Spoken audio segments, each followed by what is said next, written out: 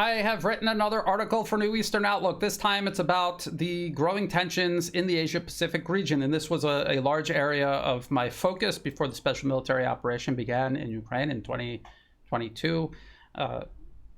Essentially, the United States is trying to create a conflict very similar to the one in Ukraine here in Asia-Pacific, where I am actually based. So I want to talk about Taiwan. There were local elections there, a new president inaugurated.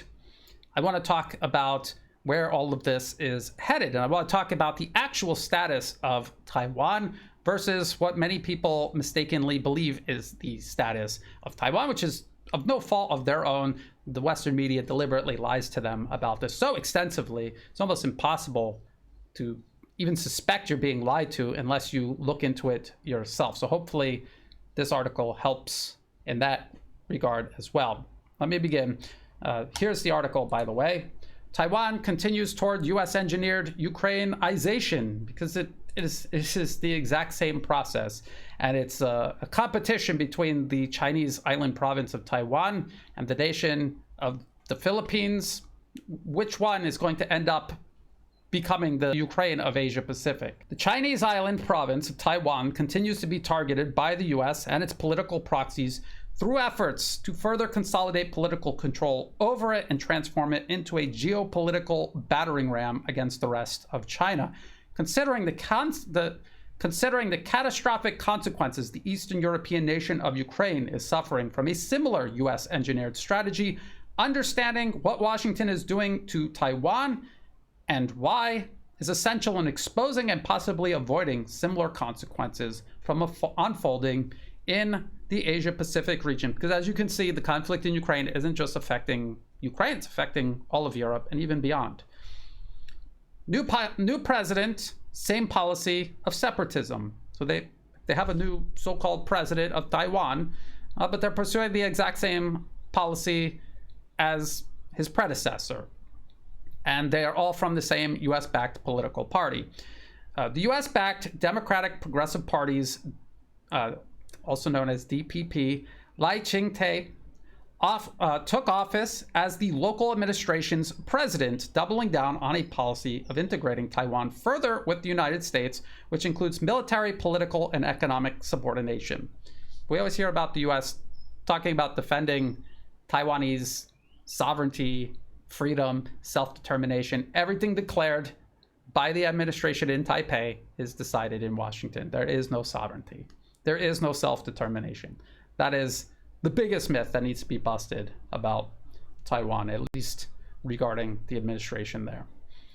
Lai Ching-te's predecessor, Tsai Ing-wen, oversaw the expansion of a US troop presence, which according to the Wall Street Journal includes outer islands claimed by the Taipei-based administration, as well as growing tensions with the rest of China. Taiwan's local economy has suffered consistently as the island's administration attempts to reduce its dependency on the rest of China, which represents the largest market, nearly half, of all exports from local industries. So Taiwan, because it is part of China, most of its imports and exports come from the rest of China. And if it were to isolate itself by pursuing separatism, it would gut its economy. It would not be able to recover from that. Pursuing separatism is clearly, obviously, not in the best interests of the people living in Taiwan, but it is in the interests of Washington, which is why the client regime installed into power by Washington is pursuing this policy. That explains it. Taiwan is not a country. It is not a country, no matter how many times the Western media attempts to insinuate that it is. They notice they never claim that it is, but they try to insinuate that it is, and they hope that you never wonder why they do that. So there's a Guardian article, this one here. China warns of reprisals against Taiwan after president's inauguration speech. Lai Ching-te's inauguration speech has been panned by China's Taiwan Affairs Office, which labeled the new president a dangerous separatist. China does not have an embassy in Taiwan. They have a Taiwan Affairs Office because Taiwan is not a country. And did you know that the United States also doesn't have an embassy in Taiwan because it is not a country? They have the American Institute in Taiwan, AIT, and that is a de facto embassy, but it is not an embassy because Taiwan is not a country. The United States doesn't even recognize it as a country. I'll get into that in just a moment. The Guardian article claims Beijing has warned of undefined reprisals against Taiwan after the president's inauguration speech.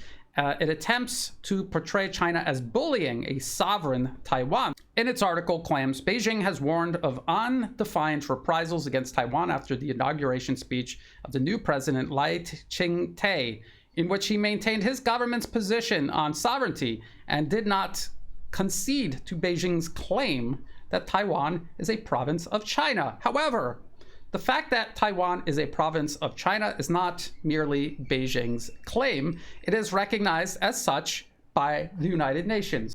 So I link to a United Nations document. This is dated 2023. And if you read in this document, it makes it very clear that Taiwan is recognized under international law as part of China.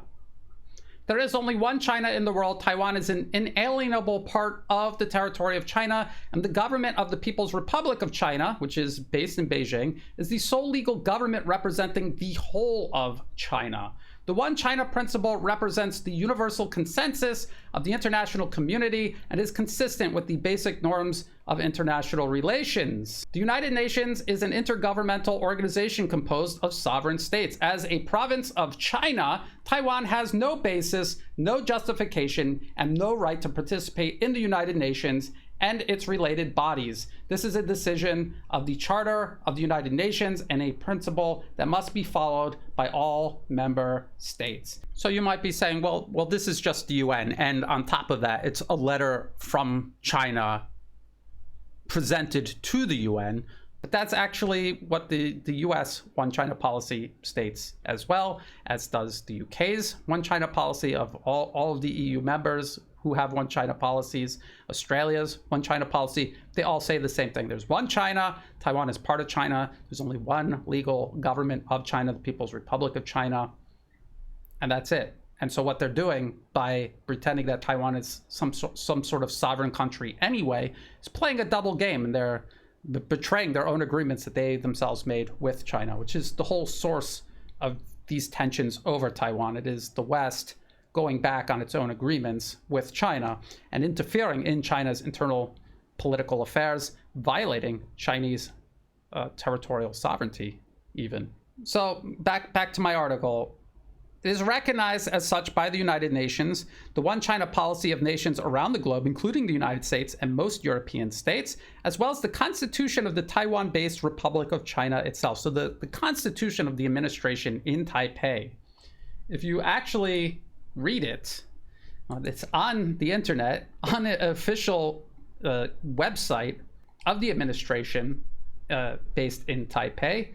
If you read through it, the Constitution talks about all kinds of things, including elections. And when you look under how their elections are all set up, they talk about all of the provinces of China, because the Republic of China, it's supposed to be the one single government over all of China.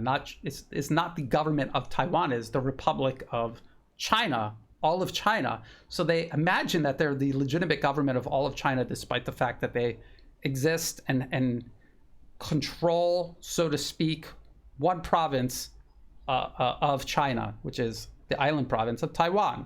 So even in the Constitution, it is obvious that Taiwan is not a country, it is a province of China. It's very important to understand this using primary sources rather than basing your understanding of something on Western media outlets we know are verified serial liars. The Guardian, along with much of the collective West media, deliberately misinforms the general public regarding the status of Taiwan to help enable US efforts to transform the island province into a proxy against the rest of China, much in the same way Ukraine has been transformed into a proxy against Russia. But it's much worse in this case because Taiwan is part of China. They're basically invading, occupying part of China and trying to transform it into a weapon against the rest of China. It's so much worse than what the US did in Ukraine, which was bad enough. The Guardian also noted China's Taiwan Affairs Office called Lai's speech a downright confession of Taiwan independence, and again labeled Lai a dangerous separatist. No one hopes to achieve the reunification of the motherland through peaceful means more than we do, the statement attributed to the Taiwan Affairs Office spokesperson Chen Binhua. However, we must counterattack and punish the DPP authorities in colluding with external forces to pursue independence provocations. The external forces being referred to are, of course, Washington and its allies, the DPP, and both Tsai Ing-wen and Lai Ching-te specifically have a long history of consorting with the US government through the Taiwan-based American Institute in Taiwan. That is the fake embassy the US maintains in Taiwan. And I even say the AIT serves as a de facto US embassy since the US does not officially recognize Taiwan as a nation. In fact, the US State Department's official website, so we should take a look at that, under US relations with Taiwan, US-Taiwan relationship right here, very clear, unambiguous, we do not support Taiwan independence. So if Taiwan is not independent, it means it's dependent on someone, something. What is it dependent on? The People's Republic of China. The rest of China is part of China. So this is the double game that the US is playing. This is at the root of tensions over Taiwan. It is the US provoking this conflict. It is not China doing it. If anything, China has exhibited immeasurable patience regarding this transgression against its territorial integrity. So in fact, on the US State Department's official website regarding the status of Taiwan, it specifically says we do not support Taiwan independence. I just showed you that. While admitting the AIT is a non-governmental organization mandated by the Taiwan Relations Act to carry out the United States' unofficial relations with Taiwan, because it has no official relations with Taiwan because it is not a state. And so these unofficial relations are just another way of saying illegal, subversive relations with Taiwan. And more specifically, the client regimes they install into power in the local administration there.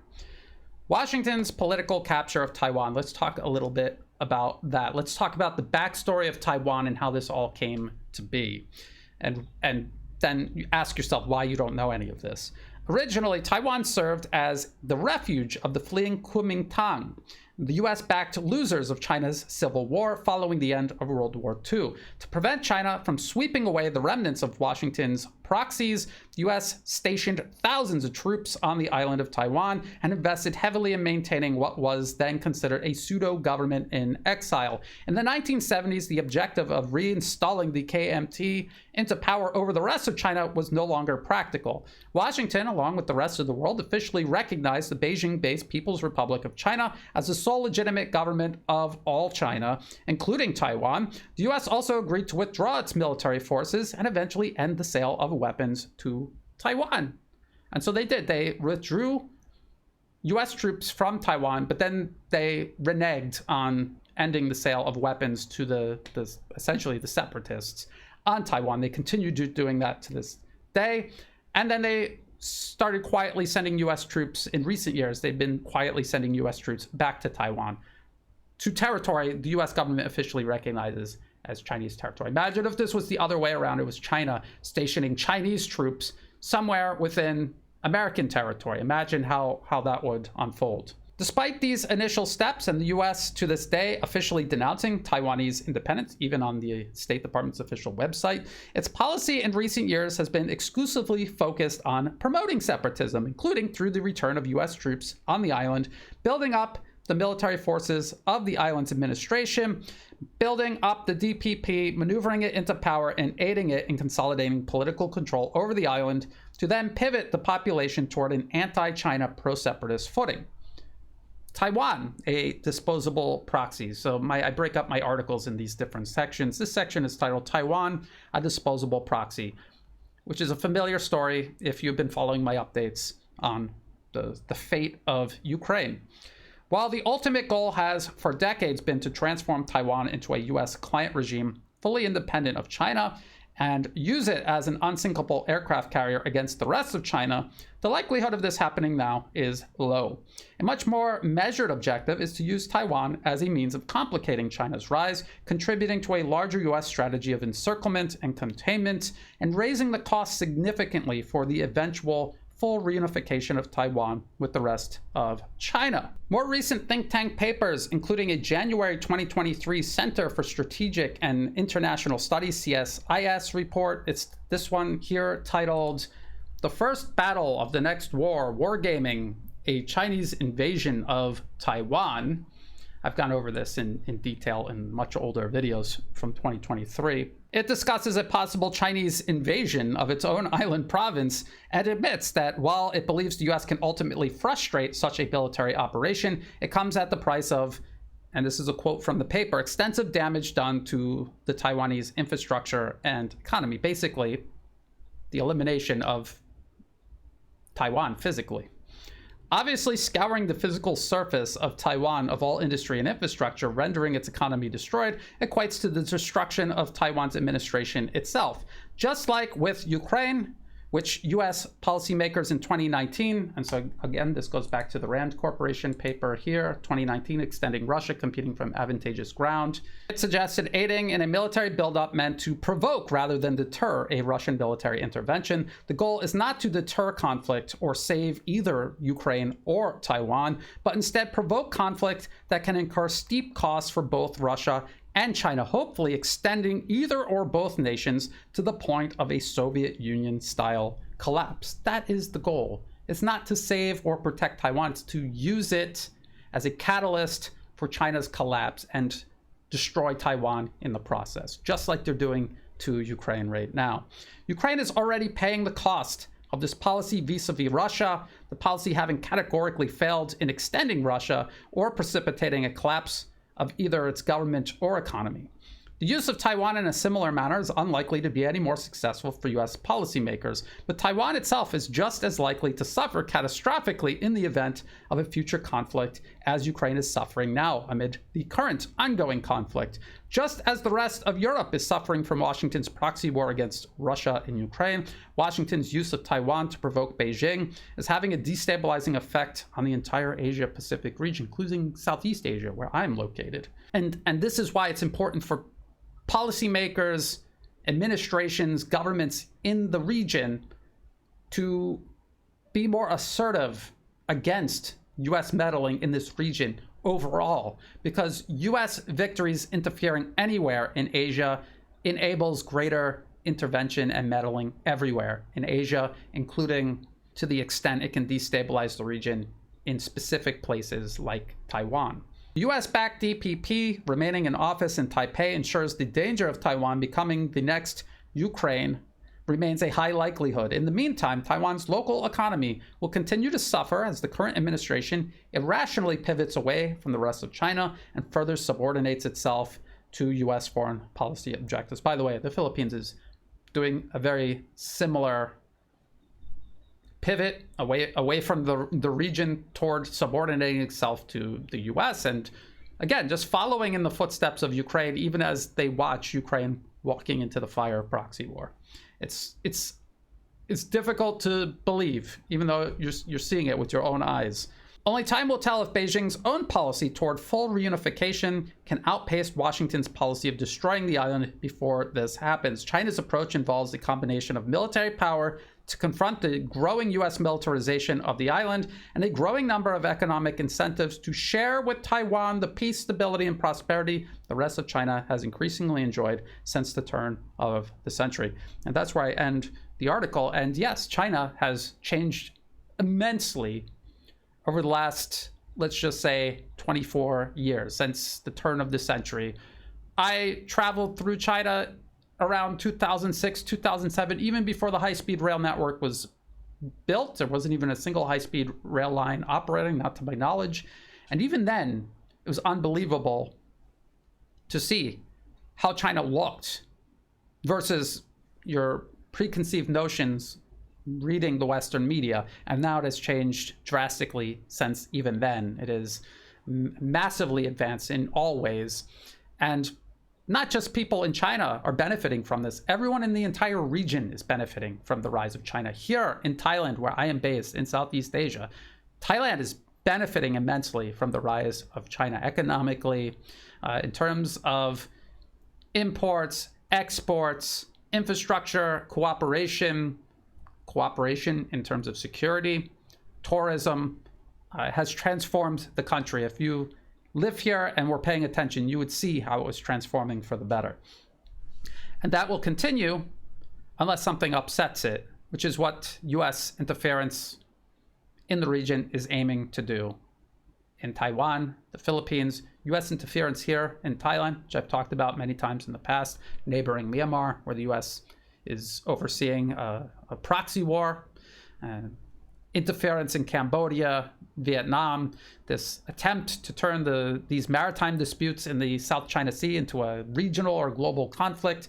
That is the US trying to upset the rise of not just China, but Asia altogether. And so that's what's at stake here. We see what is happening in Europe with the US proxy war against Russia and Ukraine. That is what's going to happen if people in the region allow it to happen. So it's important to wake people up to this. They can see what's going on. They can see just how hypocritical and provocative US foreign policy is. It's double game it's playing with China over Taiwan, for example. If people just understood that by looking at the State Department's website itself versus what the State Department says behind the podium day to day regarding Taiwan, they would see who is actually creating the problem, and it would be much easier for them to decisively speak out against it. So that's where I will end today. I will continue keeping an eye on this and everywhere else. The US is stirring up trouble in its attempt to maintain its hegemony over the globe, prevent the emergence and rise of multipolarism. Until then, if you thought this video was useful, please like and share. Think about subscribing. It's free to do. It helps the channel grow. Check out the video description for other places you can find and follow my work, including Telegram, where I post the link to this article. I cannot share it on X. It's censored for some reason. New Eastern Outlook links are censored on X. Also in the video description are all of the links that I referenced, including the article itself. That will also be pinned in a comment, pinned comment at the top of the comment section. Also in the video description are ways you can help support my work. I do not monetize my YouTube channel or any of my other social media platforms. If ads pop up, feel free to skip past them. They're not helping me out at all. If you do want to help support my work, please do so through Buy Me a Coffee and also through Patreon. To everyone who has been helping out, whether it's a one-time donation or donations month to month, or if you have no extra resources and you're just sharing my work with others, all of that is greatly appreciated. That is what makes this work possible. So thank you. And as always, thank you for watching.